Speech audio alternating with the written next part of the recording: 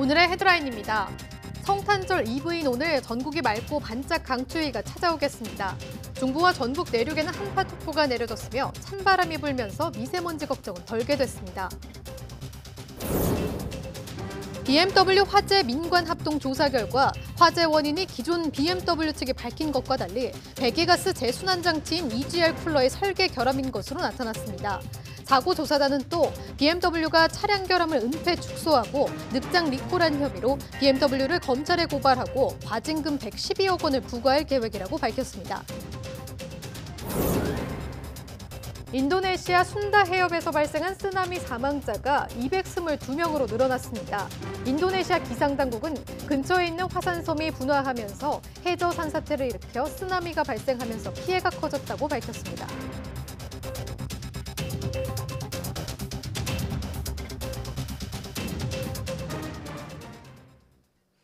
시청자 여러분 안녕하십니까? 12월 24일 월요일 사이언투데이입니다.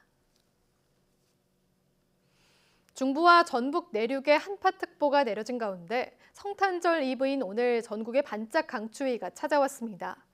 지역별 아침 기온은 충남 계룡산 영하 17.7도를 비롯해 철원 영하 11.5도, 파주 영하 11.3도, 서울 영하 5.9도, 대전 영하 4.9도, 대구 영하 1.3도, 광주 영하 1.1도 등 대부분 평년보다 1에서 3도 낮아 추웠습니다.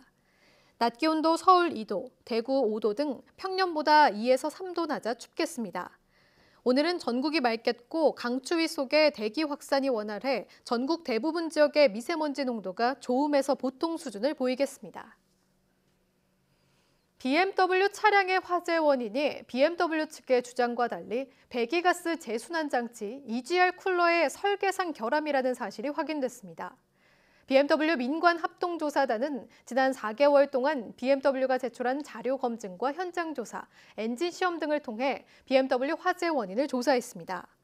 그 결과 BMW 차량 화재는 EGR 쿨러 균열에 따른 냉각수 누수가 맞지만 BMW 측의 주장처럼 특별한 조건이 아닌 일반적인 조건에서 화재가 일어나는 것을 확인했습니다. 또 BMW가 차량 결함을 2년여 전부터 인지하고 내부적으로 조치를 취하고 있으면서도 해당 차량을 리콜하지 않았으며 관련 기술 분석 자료도 지연 제출하는 등 차량 결함을 은폐 축소하려는 정황도 확인됐습니다. 이에 대해 국토부는 BMW를 검찰에 즉시 고발하기로 했으며 특히 늑장 리콜에 대해서는 과징금 112억 원을 부과하기로 했습니다. 인도네시아 순다 해협 근처 해변에서 발생한 쓰나미로 사망자가 222명으로 늘어났습니다. 인도네시아 재난당국은 어젯밤 순다 해협 일대를 덮친 쓰나미로 최소 222명이 숨졌다고 밝혔습니다. 부상자는 843명, 실종자는 28명으로 잠정 집계된 가운데 사상자 수는 더 늘어날 것으로 보입니다. 사망자는 전원이 현지인이고 외국인은 없는 것으로 알려졌습니다. 주 인도네시아 한국 대사관 관계자는 세랑 지역 안예르 해변에 있던 한국인 관광객 7명이 쓰나미에 놀라서 안전지대로 피신한 것 외에 한국인 피해 사례는 접수된 것이 없다고 말했습니다. 인도네시아 쓰나미 발생의 원인을 제공한 것으로 추정되는 화산섬인 아나크라카타우에 관심이 쏠리고 있습니다. 135년 전에 대규모 폭발을 일으켜 3만 6천 명의 목숨을 앗아간 뒤 사라진 자리에서 다시 생겨난 섬이기 때문입니다. 최재민 기자가 보도합니다. 자바섬과 수마트라 섬 사이 순다 해협에 있는 작은 섬인 아나클라카타우는 현지어로 클라카타우의 자식이라는 뜻입니다. 클라카타우 화산은 1883년 8월 대규모 폭발을 일으켰습니다. 상공 20km까지 연기 기둥을 뿜어 올렸고 4,500km 이상 떨어진 호주에서도 들릴 만큼 엄청난 폭음을 낸 것으로 전해집니다. 당시 사망자는 무려 3만 6천여 명. 폭발의 영향으로 해저 속으로 사라졌던 클라카타우는 그로부터 45년 만인 1926년에 다시 해수면 위로 모습을 드러냈습니다. 이후 해마다 수미터씩 높이를 더해 135년이 지난 지금은 해발 338m까지 덩치가 커졌습니다. 아나클라카타우는 상시로 분화하고 있지만 비교적 안전한 편이어서 관광객이 많이 찾았습니다. 지난 6월부터는 활동이 더욱 활발해져 소규모 분화를 반복해왔습니다.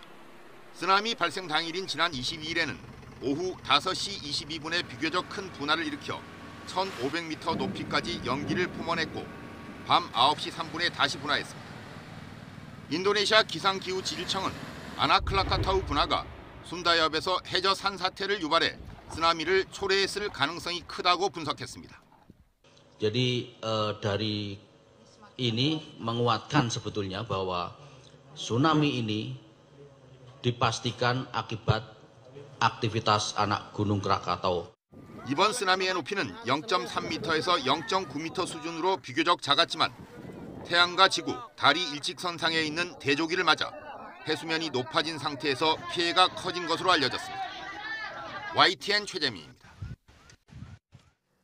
어제부터 출고된 모든 담배에 새로 제작된 경고 그림과 문구가 들어갔습니다. 관련형 전자담배에도 암 유발을 상징하는 사진을 썼는데요. 2년 만에 교체인데 기존 그림에 익숙해져 경고 효과가 떨어지는 것을 막기 위한 조치입니다. 김정회 기자입니다. 담배값 경고 그림과 문구가 바뀌었습니다.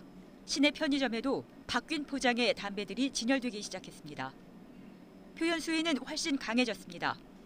10가지 주제별 흡연 폐해에 실제 환자의 병변과 적출 장기, 수술 후 사진을 썼고 효과성이 낮다고 평가된 피부 노화 대신 치아 변색을 추가했습니다. 액상형 전자담배에는 쇠사슬이 감긴 목 사진을, 관련형 전자담배에는 암 사진을 붙였습니다. 경고 문구도 간결하고 명확하게 다듬었고 전자담배에도 사용하게 했습니다. 2년 전 경고 그림 표시제를 처음 시행한 뒤 기존 그림에 익숙해져 경고 효과가 떨어지는 것을 우려한 조치로 관련류 10종, 전자담배용 1종 모두 바꿨습니다. 경고 그림은 세계보건기구가 권고하는 가장 효과적인 금연 정책의 하나입니다. 보건복지부 조사 결과 지난해 우리나라 19세 이상 흡연율은 22.3%로 전년보다 1.6%포인트가 떨어져 조사가 시작된 1998년 이후 최저치를 보였습니다. 담배 판매량도 2016년 36억 6천만 갑에서 지난해 35억 2천만 갑으로 줄었습니다. 새 경고 그림이 부착된 담배는 이전에 출고된 담배의 소진 시간을 고려하면 내년 1월쯤부터 본격적으로 판매될 예정입니다.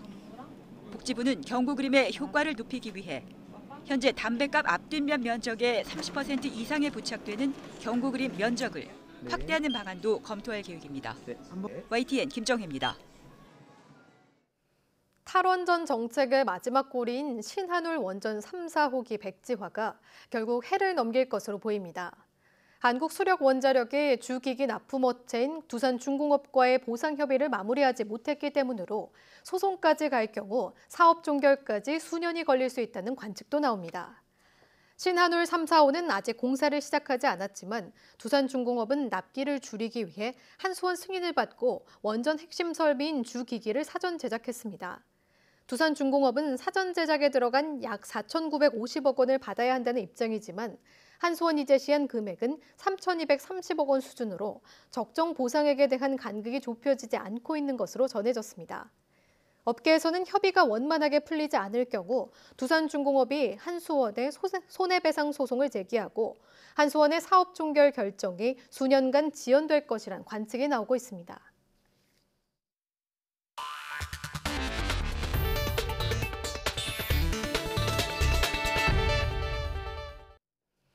치아 건강은 오복 가운데 하나라고 하죠. 하지만 나이가 들면서 치아가 빠지고 잇몸이 약해지면서 음식을 제대로 씹는데 어려움이 커지는데요.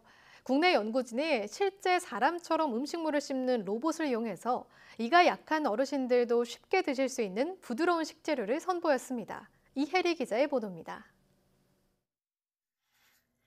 위와 아래, 왼쪽과 오른쪽으로 마치 사람처럼 음식물을 씹는 로봇입니다. 실제 사람이 음식을 씹을 때 턱관절의 움직임을 그대로 모사해 만들었습니다. 입 안쪽에 혀를 만들어 넣거나 호스와 연결해 타액이 흘러나오게 할 수도 있습니다. 여러 조건을 모두 고려해 음식을 씹는 데 들어가는 힘을 정확하게 측정하기 위한 겁니다. 일반적인 이 저장능을 측정하는 장비들의 경우에는 단순하게 힘만을 측정하는 경우가 일반적이에요. 대부분이 노인들의 상태를 반영한 그 저장능을 보다 현실적인 데이터를, 실질적인 데이터를 만들 수 있다는 그런 점이 저희들의 목표라고 볼 수 있습니다. 로봇이 측정한 데이터는 음식을 씹기 어려운 어르신들을 위한 부드러운 식품을 만드는 데 쓰입니다.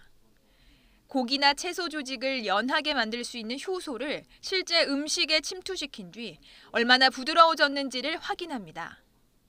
당근이나 연근과 같은 단단한 채소부터 소고기, 돼지고기, 닭고기까지 20여 가지의 식품에 대한 테스트를 마쳤습니다. 식품들의 부드러움 정도도 자유자재로 조절할 수 있습니다. 식품의 외형과 기호도는 그대로 유지를 하되 좀 더 잘 씹을 수 있게 하는 기술이라고 보시면 됩니다. 식물성이나 동물성 소재들은 기존의 그 텍스처 강도를 100이라고 봤을 때 거의 10% 미만으로까지 조절할 수 있는 기술을 저희가 나름대로 노하우를 가지고 있습니다. 65살 이상 고령자 가운데 음식을 씹는 데 문제를 겪고 있는 비율은 절반에 이릅니다. 고령 인구의 비율이 전체의 20% 이상인 초고령 사회를 목전에 둔 상황에서 이 기술은 노인식품이라는 새 시장 형성에 핵심 역할을 할 것으로 기대됩니다. YTN 사이언스 이혜리입니다. 국내 연구진이 개발한 스스로 상처를 찾는 치료기가 국제 디자인 대회에서 대상을 받았습니다. 울산과학기술원 김차준 교수팀은 시각장애인을 위한 상처 치료기 제피어로 2018 스파크 디자인 어워드에서 대상을 받았다고 밝혔습니다. 제피어는 공기를 불어 상처 부위를 스스로 찾고 그 자리에 반창고를 붙이는 장치로 막대 모양으로 제작돼 비상약 상자에서도 손쉽게 찾을 수 있습니다. 연구진은 시각장애인의 경우 상처 부위를 찾기 위해 손으로 만지다가 2차 감염이 생길 수 있지만 제피어를 쓰면 혼자서도 치료할 수 있다고 설명했습니다. 스파크 디자인 어워드는 미국 IDEA, 독일의 레드닷, IF 등과 함께 세계적인 국제 디자인 공모전이며 이번 대회에서 유니스트 김관명 교수팀의 조립식 도서관인 $100 도서관과 정현우 교수팀의 반자동 휠체어 오로플럼 등도 약자를 위한 디자인으로 각각 금상과 은상을 받았습니다. 전화 금융 사기, 보이스피싱은 언론에서도 자주 다루는 내용이라 누가 당할까 싶기도 한데 올해 피해 규모가 역대 최대치를 기록했습니다. 수법이 갈수록 진화하고 있기 때문인데요. 요즘은 저금리 대출을 믿기로 급전이 필요한 서민들을 유혹하는 경우가 많아 주의가 필요합니다. 김대근 기자가 보도합니다. 아이를 납치했다며 몸값을 요구하고 지금 내 차 안에 있다 얘는. 아줌마가 내 차 안에 있다고. 아줌마가 얼마에 줄 수 있나? 큰 차 얼마 있나? 수사기관의 사칭에 금융정보를 요구하는 건 고전적인 보이스피싱입니다. 서울중앙지검 검찰 중입니다. 금고 현장에 대량의 신용카드하고 대포통장 압수했는데 그중에 본인 명의로 된 농협은행 하고 신한은행 통장이 발견이 되신 겁니다. 스마트폰 사용이 일상화되면서 금융기관이나 수사당국에 가짜 애플리케이션을 설치하도록 유도하는 게 요즘 수법입니다. 심사부에서 아마 전자서명차 저희 어플리케이션 실행해달라고 하시면은 방금 전에 설치하셨던 어플리케이션 부분 실행하시면은 전자서명란이 나오실 겁니다. 무턱대고 믿었다간 낭패를 볼 수 있습니다. 보이스피싱 일당이 시키는 대로 애플리케이션을 설치하면 휴대전화는 악성 코드에 감염되고 사기범들은 피해자의 휴대전화를 이렇게 마치 제 것처럼 조작할 수 있게 됩니다. 의심이 커질수록 수법은 더 교묘해집니다. 보이스피싱을 의심해 실제 은행이나 금융당국의 번호로 확인 전화를 걸더라도 사기범에게 연결되도록 만들어 속수무책으로 당할 수밖에 없습니다. 대출을 일으키는 과정에서 필수적으로 필요한 절차를 위해 어플을 설치해야 된다고 속이거나 수사기관을 사칭해서 어플리케이션이나 URL을 보내주고 수사 과정에서 반드시 필요한 절차이기 때문에 수사기관에서 휴대폰을 좀 원격 조정을 해야 된다거나 휴대폰 내용을 살펴야 되기 때문에 필수적인 어플이라고 속여서 올해 들어 지난달까지 3만 1000여 건이 접수됐고 피해액은 3,600억 원에 이릅니다. 보이스피싱이 처음 적발된 지난 2006년 이후 역대 최대치입니다. 요즘은 경기 불황을 틈타 서민이 주요 표적이 되고 있습니다. 올해 피해 사례 80% 이상은 저금리 대출을 해줄 것처럼 접근한 경우였습니다. 한국 경제가 상당히 취약하면 그것을 소재로 삼는 것이죠. 최근에 그 경기 상황이 상당히 안 좋다 보니까 대출을 필요로 하는 잠재적 수요층이 분명히 있습니다. 보이스피싱 전화가 오게 되면 아무래도 더 적극적으로 응하게 되고 속지 않기 위해선 경찰청에서 배포하는 보이스피싱 차단 앱이나 최신 백신 프로그램을 이용하고 의심 사례는 인터넷 보호나라에 신고하는 게 좋습니다. YTN 김대근입니다.